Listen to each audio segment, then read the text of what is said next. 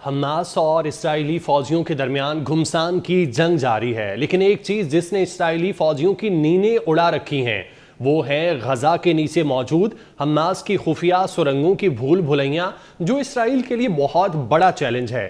اس video میں ہم ان سرنگوں کے بارے میں بتائیں گے جس نے اسرائیلی فوجیوں کا سکون اور چین اڑا رکھا ہے۔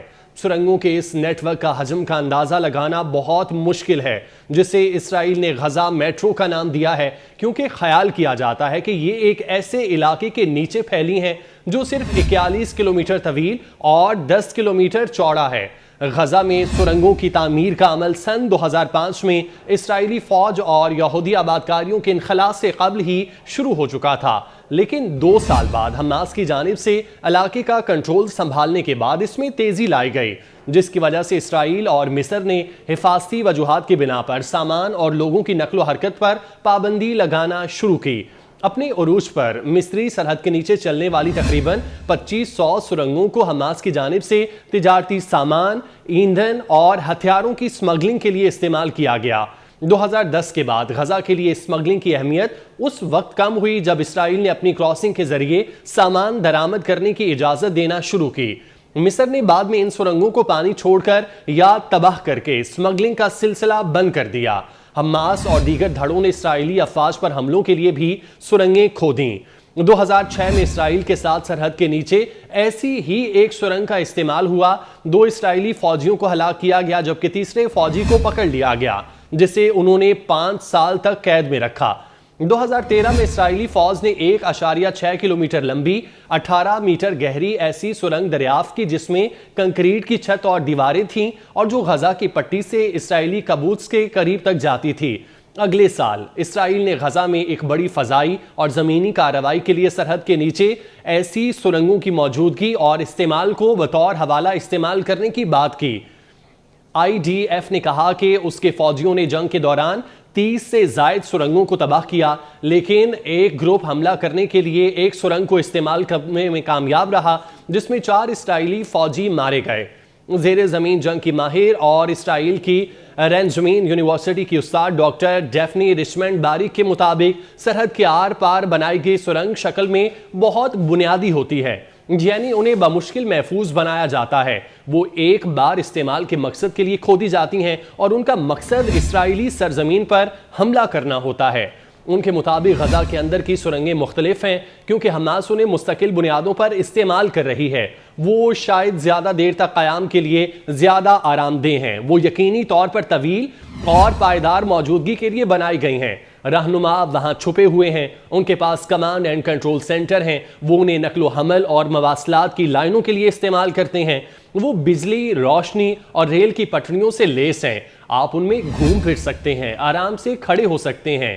وہ کہتی ہیں کہ ایسا لگتا ہے کہ حماس نے حالیہ برسوں میں سرنگوں کی تعمیر اور جنگ کے فن میں کمال حاصل کر لیا ہے۔ خیال کیا جاتا ہے کہ غزہ کے اندر سرنگیں سطح سے 30 میٹر یعنی کہ 100 فٹ نیچے ہیں اور ان کے داخلی دروازے مکانات، مساجد، سکولوں اور دیگر عوامی عمارتوں کی نچلی منزلوں پر واقع ہیں۔ اسرائیلی فوج حماس پر الزام لگاتی ہے کہ اس نے غزہ کو ملنے والی لاکھوں ڈالر کی امداد اور ماضی کی لڑائیوں میں تباہ ہونے والے گھروں کی تعمیر و نو کے لیے دیے گئے لاکھوں ٹن سیمنٹ کو سرنگوں کی تعمیر میں استعمال کیا۔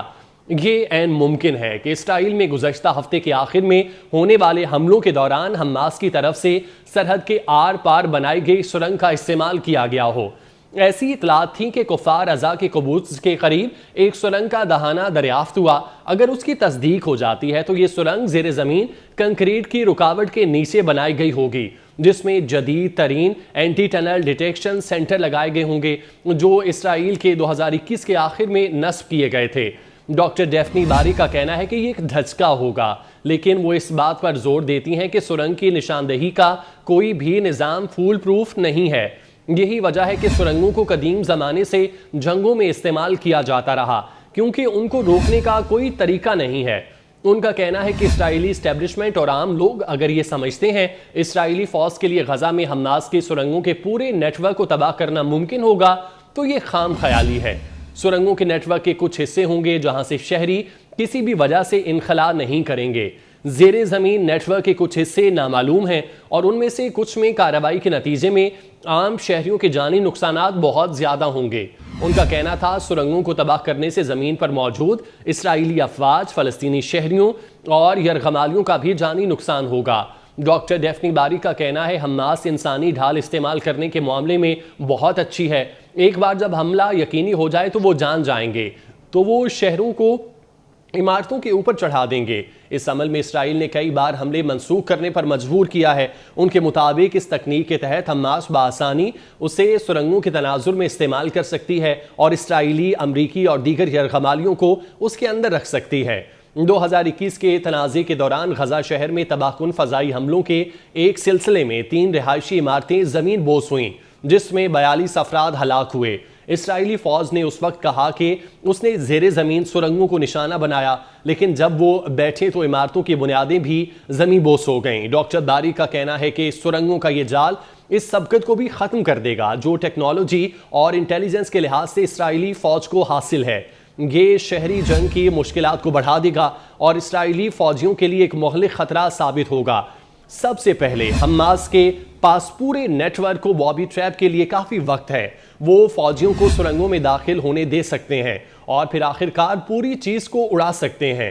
وہ اچانک حملوں میں فوجیوں کو اغوا کر سکتے ہیں اور پھر دیگر تمام خطرات ہیں جیسے آکسیجن کا ختم ہونا، دشمن سے دو بدو لڑائی اور زخمی فوجیوں کو بچانا بھی عملی طور پر ناممکن ہو جاتا ہے۔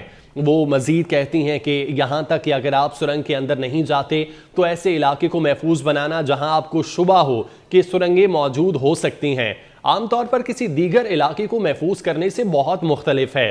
یہاں آپ کو کسی ایسی چیز کو محفوظ کرنا ہوگا جو نظر نہیں آ رہی۔ تاہم اسرائیلی افواج کے پاس ان خطرات کو کم کرنے کے کچھ طریقے ہوں گے۔ سوفن گروپ سیکیورٹی کنسلٹنسی کے ڈائریکٹر ریسرچ کالن کلارک کے مطابق ان میں ڈرونز اور ریموٹ کنٹرول گاڑیوں کو سرنگوں میں بھیجنا شامل ہو سکتا ہے تاکہ وہ وہاں نصب دھماکہ خیز مواد کی نشاندہی کر سکیں۔ جنگی طیارے بنکر بسٹنگ بم بھی گرا سکتے ہیں جو دھماکہ کرنے سے پہلے زمین کی گہرائی میں گھس جاتے ہیں۔